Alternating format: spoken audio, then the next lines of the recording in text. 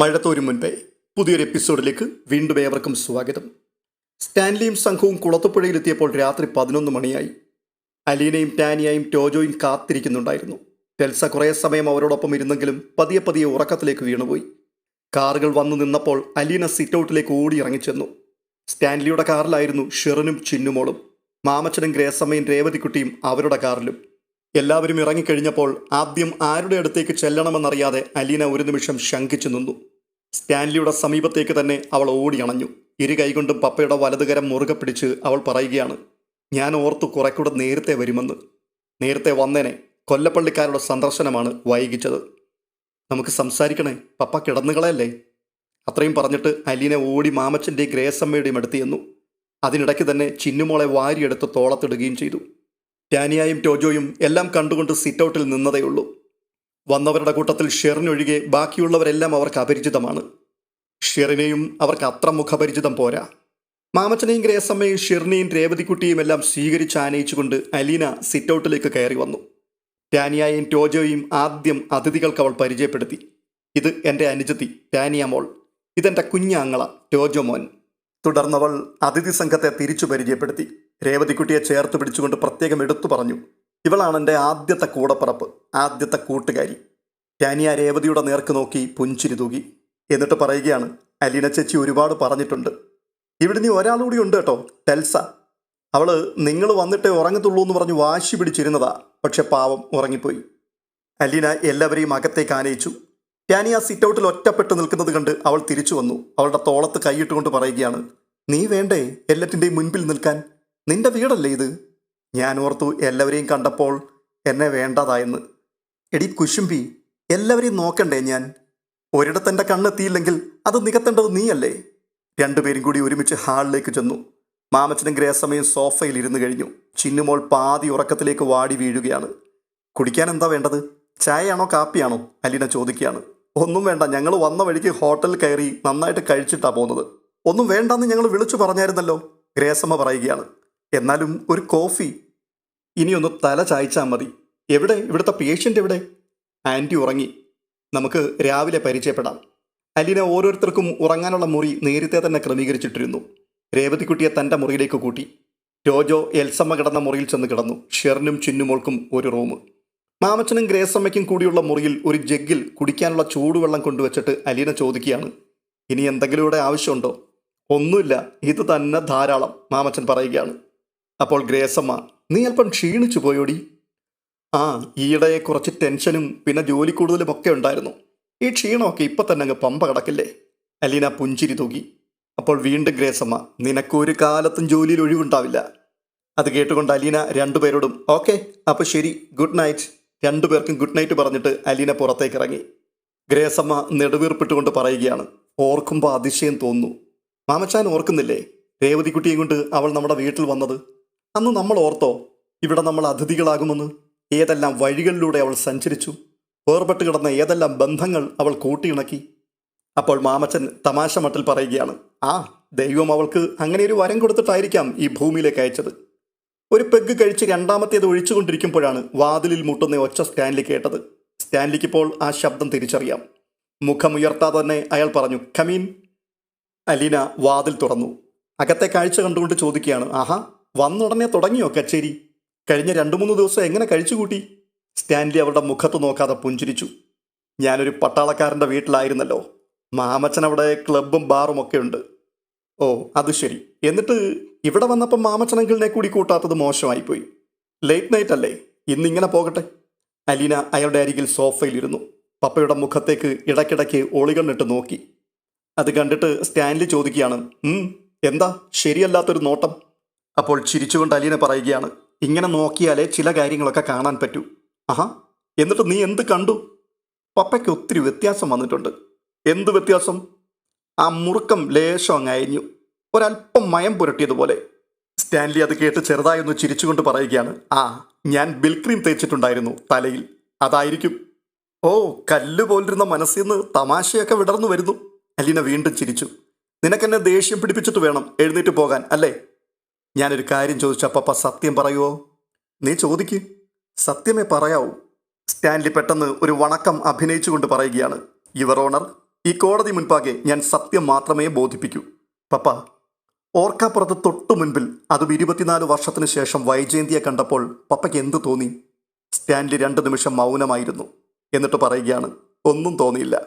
കള്ളം, പച്ചക്കള്ളം, കല്ല് വെച്ച നുണ, ചുമ്മാ പറയുക. അലീന ബഹളം ഉണ്ടാക്കാൻ തുടങ്ങി. ഞാൻ സത്യമാ പറഞ്ഞത്. പപ്പയെ സത്യം പറ, അലീന കെഞ്ചുകയാണ്. സ്റ്റാൻലി ഒരു ദീർഘനിശ്വാസം എടുത്തു. എന്നിട്ട് പറയുകയാണ്, കടലിലെ വെള്ളം പെട്ടെന്ന് വറ്റിയതുപോലൊരു ശൂന്യത, അതായിരുന്നു ആദ്യം. പിന്നെ ആ വെള്ളമെല്ലാം കൂടി ഒന്നിച്ച് തിരികെ അടിച്ചു കയറി വന്നപ്പോഴത്തെ അന്താളിപ്പും. പപ്പ പറയുന്നത് സത്യമാണെന്ന് അലീനയ്ക്ക് മനസ്സിലായി. അവൾ വീണ്ടും ചോദിക്കുകയാണ്, ഒന്നും മിണ്ടണമെന്ന് പപ്പയ്ക്ക് തോന്നിയില്ലേ? ഇല്ല. പപ്പയോട് അമ്മ എന്തെങ്കിലും സംസാരിച്ചിരുന്നെങ്കിൽ എന്നാഗ്രഹിച്ചില്ലേ? ഇല്ല. അങ്ങനെയൊന്നും ചിന്തിക്കാനുള്ള സ്പേസ് ഇല്ലായിരുന്നു. ആ ഷോക്ക് അങ്ങ് നീണ്ടു നിന്നു. പിന്നീട് എപ്പോഴെങ്കിലും പപ്പ ആ കൂടിക്കാഴ്ചയെക്കുറിച്ച് ഓർത്തോ? എന്താ ഓർത്തത്? ആ രംഗം തന്നെ. സംസാരിക്കാതിരുന്നത് തന്നെയായിരുന്നു നല്ലത്. രണ്ടാമത് മാമച്ചനങ്കിളിൻ്റെ വീട്ടിൽ വെച്ച് കണ്ടപ്പോഴോ? പ്രത്യേകിച്ച് അതിശയമൊന്നും തോന്നിയില്ല. സംസാരിച്ചപ്പോഴോ? അതൊരു നാടകമായിരുന്നല്ലോ. കരുതിക്കുട്ടി അഭിനയിച്ചതാണോ പപ്പ? എന്നെ കണ്ടിട്ടും കണ്ടില്ലെന്ന് ഭാവിച്ചു. എന്നെ ഫേസ് ചെയ്യാതിരിക്കുവാൻ വേണ്ടി മുഖം തിരിച്ചിരുന്നു. എനിക്ക് മനസ്സിലായി അഭിനയിക്കുകയാണ് ഭംഗിയെന്ന്. അതായിരുന്നു സേഫ്. ഞങ്ങളും രക്ഷപ്പെട്ടു, മറ്റുള്ളവരെയും രക്ഷിച്ചു. എന്നാലും അടുത്ത് ചെന്ന് നിന്ന് സംസാരിച്ചപ്പോൾ പപ്പയ്ക്ക് എന്തു തോന്നി? അമ്മയെ കാണണ്ടായിരുന്നു എന്ന് തോന്നിയോ? സ്റ്റാൻലി തല വെട്ടിച്ചുകൊണ്ട് പറയുകയാ, ഇല്ല. അമ്മയോട് ദേഷ്യമുണ്ടോ പപ്പയുടെ മനസ്സിൽ? എന്തിന്? എനിക്ക് ദേഷ്യമൊന്നുമില്ല. കണ്ടതിൽ സന്തോഷമുണ്ടോ? അത് ചോദിച്ചാൽ അറിഞ്ഞുകൂടാ. അറിയാം, പപ്പ കള്ളനാ. സത്യം പറ പപ്പ, ഒന്നുകൂടെ കാണണമെന്ന് തോന്നിയോ? അവൾ പോയിക്കഴിഞ്ഞപ്പോൾ തോന്നി, ശരിക്കും കണ്ടില്ലല്ലോ, ഒന്നും ചോദിക്കാനും പറ്റിയില്ലല്ലോ എന്നൊക്കെ. ഞങ്ങൾ ആഗ്രയിൽ വെച്ച് ആദ്യം കണ്ടതും പിന്നെ 2 വർഷം സ്നേഹിച്ചതും അവൾ നിന്നെ ഗർഭം ധരിച്ചിരുന്നപ്പോൾ ഞങ്ങളൊരു വാടക വീട്ടിൽ ഒരുമിച്ച് താമസിച്ചതുമെല്ലാം ഞാൻ ഓർത്തു. അതിന് കൂടുതൽ തെളിച്ചമുണ്ടായിരുന്നു. സ്റ്റാൻലിയുടെ സ്വരം ആർദ്രമായതോടെ അലീനയുടെ കണ്ണു നിറഞ്ഞു. അവൾ അയാളുടെ വലതു തോളിലേക്ക് മുഖം ചേർത്ത് ചാരിയിരുന്നു. പപ്പ ഒരു ദിവസം അമ്മയോട് പറയണം, പപ്പയ്ക്ക് ദേഷ്യമൊന്നുമില്ല, പകരം സ്നേഹമേ ഉള്ളൂവെന്ന്. ഭർത്താവിനെയും മക്കളെയും ഹൃദയം തുറന്ന് സ്നേഹിക്കാൻ പറയണം. പപ്പ പറഞ്ഞാൽ അമ്മയ്ക്കത് മനസ്സിലാവും. അലീന കണ്ണുനീരോടെ പറഞ്ഞു. Stanley കുടിക്കാനായി glass കയ്യിലെടുത്തു. ചുണ്ടത്തേക്ക് കൊണ്ടുവന്നെങ്കിലും അയാൾക്കത് കഴിഞ്ഞില്ല. ടീപ്പോയ്ക്ക് മീതെ ഗ്ലാസ് തിരികെ വെച്ചു. പിന്നെ അലീന അയാളുടെ വിരലുകളിൽ തെരിപ്പിടിച്ചു. എനിക്കൊരാഗ്രഹമുണ്ട് പപ്പ. ഞാൻ അമ്മയുടെ മോളാണെന്ന് പപ്പ തന്നെ അമ്മയോട് പറയണം. അത് വേറെ ആരും പറയണ്ട. തീർന്നോ നിന്റെ ആഗ്രഹങ്ങൾ? ഇല്ല, ഒന്നുകൂടിയുണ്ട് പപ്പ. അലീനയുടെ സ്വരത്തിൽ നനവ് പടർന്നു. എന്നെങ്കിലും ഒരിക്കൽ ഒരു വൈകുന്നേരം വെയിലാറിയ നേരത്ത് നമുക്ക് ഒരുമിച്ച് നടക്കാനിറങ്ങണം. ഞാനും അമ്മയും പപ്പയും മാത്രം. അങ്ങനെ നടന്ന് ഒരു കടൽ തീരത്തെത്തണം. പപ്പയുടെയും അമ്മയുടെയും കൈ പിടിച്ച് 2 പേരുടെയും നടുക്ക് എനിക്കങ്ങനെ നിൽക്കണം. വെയിലുമായുന്നതുവരെ, സന്ധ്യ മയങ്ങുന്നതുവരെ. ഒന്നും സംസാരിക്കണ്ട, വെറുതെ അങ്ങനെ നിന്നാൽ മാത്രം മതി. പറഞ്ഞു വന്ന് ഒടുവിൽ അലീന കരഞ്ഞു. അടുത്തതായി കാണുന്നത് വൈജയന്തിയാണ്. 6 മണിക്ക് അലാം വെച്ചിരുന്നിട്ട് പോലും വൈജയന്തി ഉണർന്നപ്പോൾ 6:30 മണിയായി. ഇന്നലെ ശാരീരികവും മാനസികവുമായ ക്ഷീണം അത്രയ്ക്കുണ്ടായിരുന്നുവെന്ന് വൈജയന്തി സമാധാനിച്ചു. ഇരിപ്പുമുറിയിലേക്ക് വന്നപ്പോൾ കൃഷ്ണജി അവിടെ ഇരുന്ന് ഹോംവർക്ക് ചെയ്യുന്നുണ്ട്. എന്നും താൻ വന്ന് കുത്തി ഉണർത്തിയാൽ മാത്രം ഞരങ്ങി മൂളി എഴുന്നേൽക്കുന്ന ഇവൾക്ക് എന്തു പറ്റിയെന്ന് വൈജയന്തി അതിശയിച്ചു. അവളുടെ പഠനമേശയിൽ പാതി കുടിച്ച ചായ ഗ്ലാസ്. സിറ്റൗട്ടിലേക്കുള്ള വാതിൽ തുറന്നു കിടക്കുന്നു. ആരോ മുറ്റം തൂക്കുന്ന ശബ്ദം. വൈജയന്തി വാതിലിനരികെ ചെന്ന് നോക്കി. ബബിത മുറ്റമടിക്കുകയാണ്. ആ ജോലി ചെയ്യാനുള്ള മടി കൊണ്ട് നിത്യവും കൃഷ്ണമോളുമായി വഴക്കുണ്ടാക്കിയിരുന്നവളാണ് കലാപരമായ ഒരഴകോടെ അത് നിർവഹിക്കുന്നത്. വൈജയന്തി അല്പസമയം നോക്കി നിന്നു. പിന്നെ തിരികെ മുറിയിലേക്ക് കയറി വന്നു. പല്ല് തേച്ച് മുഖം കഴുകി കിച്ചണിലെത്തിയപ്പോൾ ബബിത ചൂട് ചായ ഗ്ലാസ്സിലേക്ക് പകരുന്നത് കണ്ടു. നീ വെളുപ്പിനെ എഴുന്നേറ്റോ? ബബിത പ്രസന്നവദനയായി ഒന്ന് മൂളി. വൈജയന്തി ചായ മൊത്തി കുടിച്ചുകൊണ്ട് കിച്ചണിലൊന്ന് ചുറ്റി നടന്നു നോക്കി. ഇന്നലെ കണ്ട അടുക്കളയല്ല. എല്ലായിടത്തും ഒരടുക്കും ചിട്ടയും വൃത്തിയും. പാത്രങ്ങളൊക്കെ കഴുകി വെടിപ്പാക്കി ഭംഗിയായി അടുക്കി വെച്ചിരിക്കുന്നു. സ്റ്റൗവിൽ അരി കിടന്ന് തിളയ്ക്കുന്നു. കറിക്കുള്ളതും തോരനുള്ളതും നുറുക്കിയും അരിഞ്ഞും വെച്ചിരിക്കുന്നു. തേങ്ങ ചുരണ്ടിയതും ഉള്ളിയും സവാളയും അരിഞ്ഞതും ഓരോ പാത്രങ്ങളിൽ വെച്ചിട്ടുണ്ട്. ചപ്പാത്തിക്കുള്ള മാവ് കുഴച്ച് ചപ്പാത്തി മേക്കറും ദോശക്കല്ലും ഒരുക്കി വെച്ചിരിക്കുന്നു. സ്വതസിദ്ധമായ ഗൗരവം ഒട്ടും കുറയ്ക്കാതെ തന്നെ വൈജയന്തി ചോദിക്കുകയാണ്, നീ ഇതെന്തൊക്കെയാ ഈ ചെയ്തു വെച്ചിരിക്കുന്നത്? അമ്മ ഇതിലൊന്നും തലയിടണ്ട. അടുക്കള ഭരണം ഞാൻ പിടിച്ചെടുത്തു. നിനക്കതിന് വല്ലതും അറിയാവോ? പിന്നെ ഞാനിപ്പോൾ വലിയ പാചകക്കാരിയല്ലേ. അമ്മയ്ക്ക് അമ്മയുടേതായിട്ടുള്ള എന്തെങ്കിലും പ്രിപ്പയർ ചെയ്യാനുണ്ടെങ്കിൽ പെട്ടെന്ന് പൊയ്ക്കോ. 8 മണിക്ക് നമുക്ക് ഡൈനിങ് ടേബിളിൽ വെച്ച് കാണാം. എന്തായാലും ഇന്നിനി ലേറ്റ് ആകരുത്. Bye see you mummy. Babita ഒരു പ്രത്യേക ഈണത്തിലാണത് പറഞ്ഞത്. ചായ കുടിച്ചു തീരുന്നതുവരെ വൈജയന്തി മകളുടെ പ്രവർത്തികൾ നോക്കി നിന്നു. ചെയ്യുന്ന ജോലിയിൽ അവൾക്ക് യാതൊരു സംശയവുമില്ലെന്ന് മനസ്സിലായി. എല്ലാം കാണാപ്പാഠം പഠിച്ചവളെ പോലെ. വൈജയന്തി കൃഷ്ണജയുടെ അടുത്തേക്ക് വന്നു. ബബിതയാണോടി നിന്നെ എഴുന്നേൽപ്പിച്ചത്? ആ, അവൾ തലയാട്ടി. നീ അവളോട് വഴക്കുണ്ടാക്കിയില്ലേ? ഇല്ല. ഞാൻ വിളിച്ചെഴുന്നേൽപ്പിക്കാൻ വന്നാൽ നീ കുറെ നേരം മുഖം വീർപ്പിച്ചിരിക്കാറുണ്ടല്ലോ. ഇത് അമ്മ വിളിക്കുന്നത് പോലെ അല്ലമ്മേ. എണീക്കടി ചക്കരക്കുട്ടി എന്നൊക്കെ പറഞ്ഞ് ഉമ്മയൊക്കെ തന്ന് ഈ ബബിത ചേച്ചിക്ക് എന്തു പറ്റിയെന്ന് ഞാൻ ആലോചിക്കുകയായിരുന്നു. അമ്മ കണ്ടില്ലേ, വെളുപ്പിന് എഴുന്നേറ്റ് എല്ലാ ജോലിയും ചെയ്ത് ആ അലീന ചേച്ചി വേഷം മാറി വന്നതുപോലെയുണ്ട്. ആ പേര് കേട്ടതും വൈജയന്തിയുടെ മുഖം മങ്ങി. ബ്രേക്ക്ഫാസ്റ്റിന് ഇരിക്കുമ്പോൾ ബബിത ഒരു ലിസ്റ്റ് വൈജയന്തിയെ കാണിച്ചു. ഇത്രയും സാധനങ്ങൾ വരുമ്പോൾ മേടിച്ചോണ്ട് വരണം. നീ എന്താ ഹോട്ടൽ തുടങ്ങാൻ പോവാ? ഇവിടെ ഒരു കുന്ത്രാണ്ടവും ഇല്ല, എല്ലാം തീർന്നിരിക്കുക. ആ, സമയം കിട്ടിയാൽ മേടിക്കാം. അല്ലെങ്കിൽ പൈസ തന്നാൽ മതി, ഞാൻ പോയി വാങ്ങിച്ചോളാം. നീ മാർക്കറ്റിൽ പോയി സാധനം വാങ്ങാനോ? ഹാ, അതിനെന്താ? ഞാനും അലീന ചേച്ചിയും കൂടിയാണല്ലോ കുളത്തു. പെട്ടെന്ന് ബബിത നിർത്തിക്കളഞ്ഞു. വൈജയന്തി നെറ്റി ചുളിച്ചുകൊണ്ട് ചോദിക്കുകയാണ്, കുളത്തു? അല്ല, ഞങ്ങൾ മാർക്കറ്റിൽ പോയി സാധനങ്ങളൊക്കെ വാങ്ങിക്കുമായിരുന്നു. എനിക്കിതൊക്കെ ശീലമായമ്മേ. മീൻകാരോടൊക്കെ ഞാൻ നല്ലതുപോലെ വിലപേശു ഇപ്പോൾ. കൂടുതൽ കേൾക്കാൻ താല്പര്യമില്ലാത്ത മട്ടിൽ പെട്ടെന്ന് വൈജയന്തി പറയുകയാണ്, നീ ഇവിടെ ഒറ്റയ്ക്കല്ലേ ഉള്ളൂ? ഞാനും കൃഷ്ണമോളും പോയി കഴിയുമ്പോൾ നീ കൊല്ലപ്പള്ളിക്ക് പോയിക്കൂ. വൈകുന്നേരം വന്നാൽ മതി. ഞാനിവിടെ ഇരുന്നോളാം, എനിക്ക് പേടിയൊന്നുമില്ല. വൈജയന്തി സാധനങ്ങൾ വാങ്ങാനുള്ള പണം കൊടുത്തിട്ടാണ് കോളേജിലേക്ക് പോയത്. കൃഷ്ണജ സ്കൂളിലും പോയി. ഉച്ചവരെ ബബിതയ്ക്ക് വീട്ടിൽ ധാരാളം ജോലികളുണ്ടായിരുന്നു. ഉച്ചതിരിഞ്ഞ് ടൗണിൽ പോയി അവൾ സാധനങ്ങൾ വാങ്ങി വന്നു. വൈകുന്നേരം വൈജയന്തി ജോലി കഴിഞ്ഞു വന്നപ്പോൾ ആവി പറക്കുന്ന ചായ ഊണുമേശയിൽ തയ്യാറായിരിക്കുന്നു. കഴുകി പ്ലേറ്റിലെടുത്തു വെച്ച മുന്തിരിയോടൊപ്പം ബബിത ഒരു മാതള നാരങ്ങയും കൂടി എടുത്തു വെച്ചു. വൈജയന്തി അത് കണ്ട് അത്ഭുതപ്പെട്ടു. നീ ഇത് എവിടുന്ന് വാങ്ങി? ഫ്രൂട്ട് സ്റ്റാളിൽ നിന്ന്. അമ്മയ്ക്ക് ഇഷ്ടമല്ലേ ഇത്? അമ്മ വല്ലപ്പോഴും വാങ്ങാറുണ്ടായിരുന്നല്ലോ. കുറച്ചു കാലമായിട്ട് ഞാനിതൊന്നും കാണാറില്ല, പേര് പോലും മറന്നുപോയി. അപ്പോൾ ബബിത, അനാർ. വൈജയന്തി പെട്ടെന്ന് കണ്ണുകളുയർത്തി സൂക്ഷിച്ചു നോക്കി. അത് ഹിന്ദിയാ. നിനക്ക് എവിടുന്ന് കിട്ടിയ പേര്? അത് സ്റ്റാൻലി പപ്പ പറഞ്ഞു തന്നതാണ്. വൈജയന്തിക്ക് വീണ്ടും ശ്വാസം വിലങ്ങി. വീണ്ടും ബബിത പറയുകയാണ്, ഒരു ദിവസം സ്റ്റാൻലി പപ്പ ഇത് വാങ്ങിച്ചുകൊണ്ട് വന്നു എനിക്ക്. പപ്പ പറഞ്ഞപ്പോഴാണ് എനിക്ക് മനസ്സിലായത് ഇത് വളരെ പ്രഷ്യസ് ആയിട്ടുള്ളൊരു ഫ്രൂട്ടാണെന്ന്. അത്രയും പറഞ്ഞു നിർത്തിയിട്ട് അവൾ വൈജയന്തിയെ ഒന്ന് പാളി നോക്കി. അമ്മ ഷോക്കേറ്റതുപോലെ തുറച്ചു നോക്കിയിരിക്കുന്നു. 2 നിറങ്ങളിലുള്ള മാതള നാരങ്ങ ലാലിച്ചൻ വാങ്ങിക്കൊണ്ടുവരുമായിരുന്നു, ചുവപ്പും മഞ്ഞയും. ലാലിച്ചൻ സൂക്ഷ്മതയോടെ അതിൻ്റെ തൊലി കളഞ്ഞ് മാണിക്യ അല്ലികൾ ബൗളിലേക്ക് ഉതിർത്തിയിടുന്നത് കണ്ട് ചോദിക്കും, എന്തിനാ ഇത്രയും കഷ്ടപ്പെടുന്നേ? ഓറഞ്ചോ മുന്തിരിയോ ആപ്പിളോ വാങ്ങിച്ചാൽ പോരെ, എന്ത് എളുപ്പമാണെന്ന്. മാതള നാരങ്ങ തൊലി കളഞ്ഞ് അല്ലികൾ അടർത്തിയെടുക്കുവാൻ കുറച്ച് ക്ഷമ വേണമെന്നായിരുന്നു ലാലിച്ചൻ പറയാറ്. ലാലിച്ചൻ മാതള നാരങ്ങയുടെ ഗുണഗണങ്ങൾ വർണ്ണിച്ച് കേൾപ്പിക്കും. ഇതെനിക്കോ നിനക്കോ വേണ്ടിയല്ല, ഒരു 3-ാം കക്ഷി വയറ്റിൽ കിടന്നുറങ്ങുന്നുണ്ടല്ലോ, അവൾക്ക് നല്ല നിറം കിട്ടാൻ വേണ്ടിയാണ് ഈ മഞ്ഞ അല്ലികൾ. ഈ ചുവന്ന അല്ലികൾ അവൾക്ക് നല്ല ആരോഗ്യവും ഇമ്മ്യൂണിറ്റിയും കൊടുക്കും. ലാലിച്ചൻ എന്നേക്കാൾ വലുതാണോ ഈ 3-ാം കക്ഷി? ചിലപ്പോൾ ലാലിച്ചൻ്റെ പെരുമാറ്റം അസൂയ ജനിപ്പിച്ചിരുന്നു. തന്നോടുള്ളതിനേക്കാൾ സ്നേഹം വയറ്റിൽ കിടക്കുന്ന ഇത്തിരി പോന്ന ജീവിയോടാണോ എന്ന്. അവളെ കിട്ടിക്കഴിയുമ്പോൾ ലാലിച്ചന് തന്നോടുള്ള സ്നേഹം കുറഞ്ഞു പോകുമോ? അച്ഛനും മോൾക്കുമിടയിൽ താനൊരു അധികപ്പറ്റാകുമോ? വൈജ. ലാലിച്ചൻ അങ്ങനെയാണ് വിളിച്ചിരുന്നത്. സ്നേഹം കൂടുമ്പോൾ ജയമോളെന്നും വിളിക്കും. അത് ഗംഗേട്ടനും മാലതി ചേച്ചിയും വിളിക്കുന്ന പേരാണ്. ലാലിച്ചൻ ജയമോളെന്ന് വിളിക്കുന്നത് കേൾക്കുമ്പോൾ തനിക്കിഷ്ടം വൈജ എന്ന വിളി കേൾക്കാനായിരുന്നു. ആ വിളിക്ക് ഗാംഭീര്യം കലർന്ന ഒരു ഈണമുണ്ടായിരുന്നു, സ്നേഹത്തിൻ്റെതായ ഒരു ശാസന സ്വരവുമുണ്ടായിരുന്നു. ആ വിളി കേൾക്കുമ്പോൾ താനൊരു കൊച്ചുകുട്ടിയാണെന്ന് തോന്നും. വേറെ ആരും അങ്ങനെ വിളിച്ചിട്ടുമില്ല. വൈജ, ഒട്ടും അസൂയ പാടില്ല. നിന്റെ മനസ്സിലെ ചിന്തകളും വികാരങ്ങളും അവളെയും ബാധിക്കും. നീ ദേഷ്യക്കാരിയും അസൂയക്കാരിയുമായി മാറിയാൽ അവളും അങ്ങനെ തന്നെ ആയിത്തീരും. ലാലിച്ചൻ പറയുന്നതെല്ലാം ശരിയാണോ? തൻ്റെ വയറ്റിൽ വളരുന്ന കുഞ്ഞിനോടുള്ള അമിതമായ താല്പര്യം കൊണ്ട് തോന്നുന്നതല്ലേ? മിക്കവാറും എല്ലാ സ്ത്രീകളും ഗർഭം ധരിക്കുകയും പ്രസവിക്കുകയും ചെയ്യുന്നുണ്ട്. അങ്ങനെയാണ് തലമുറകൾ ഉണ്ടാകുന്നതും മനുഷ്യവംശം നിലനിൽക്കുന്നതും. അവരെല്ലാം ഇതുപോലെ മുൻകരുതൽ എന്തെങ്കിലും എടുക്കാറുണ്ടോ? ഗർഭസ്ഥ ശിശു അമ്മയിൽ നിന്ന് വളർച്ചയ്ക്കാവശ്യമായ രക്തവും പോഷകഘടകങ്ങളും വലിച്ചെടുക്കുന്നു എന്നുള്ളത് കൂടാതെ ചിന്തകളും വികാരങ്ങളും ഊറ്റിക്കുടിക്കാറുണ്ടോ? നിനക്കറിയാഞ്ഞിട്ടാണ് വൈജ. നിന്നിൽ കൂടിയാണ് അവളിപ്പോൾ ലോകത്തെയും ജീവിതത്തെയും കാണുന്നത്. നീ നടുങ്ങുമ്പോൾ അവളും പേടിക്കുന്നുണ്ട്. നീ ദുഃഖിക്കുമ്പോൾ അവളെയും ഗ്ലാനി ബാധിക്കും. നീ ദേഷ്യപ്പെടുമ്പോൾ അവൾ അസ്വസ്ഥയാകും. നീ സന്തോഷിക്കുമ്പോൾ അവൾ നിന്റെ വയറ്റിൽ കിടന്ന് പുഞ്ചിരി തൂകും. ഇതൊക്കെ ഇത്തിരിയോളം പോന്ന ആ ജീവന് തിരിച്ചറിയാമോ ലാലിജ? അറിയാം. നീ എൻ്റെ അടുത്ത് വരുന്നത് പോലും അറിയാം. എൻ്റെ ശബ്ദം കേൾക്കുമ്പോൾ അവൾക്ക് മനസ്സിലാവും പപ്പ വന്നിട്ടുണ്ടെന്ന്.